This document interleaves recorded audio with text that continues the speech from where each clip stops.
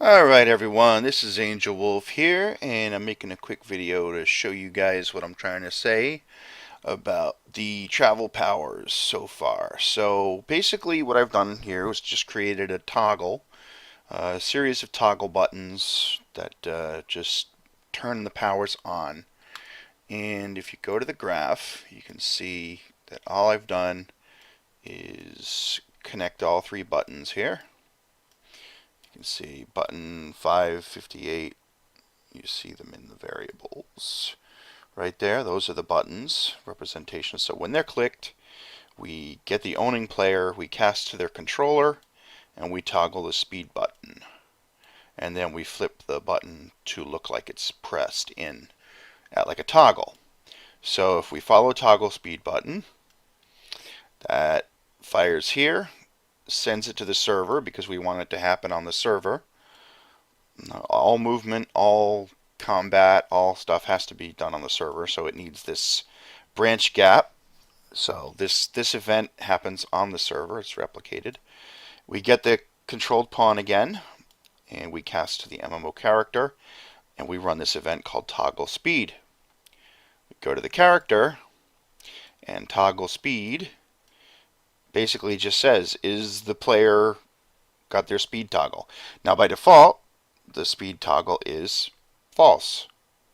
So the first time it happens, it says, is this true? The speed toggle is false. It sets it to true and changes the walk speed to 2400 over 600, which is what it is by default. When you toggle it again, now this is true. It makes it false, and it sets the speed back down to low. So at no point does it need to leave this area considered powers. Now with teleport, the two different kinds of teleports, they can very easily be put into one using these branches. So I can have teleport, and then I could have a branch and say, if the player is on the ground, do this. If the player is flying, do that. You know, and I can just combine it all into one call that is teleport. Instead of toggle, it would be teleport. So the player pushed the teleport button, and you know, I can also set it depending on if they're holding the button down or if they pushed it fast. If they pushed it and let go, boom, you know, the character zips over instantly without any targeting.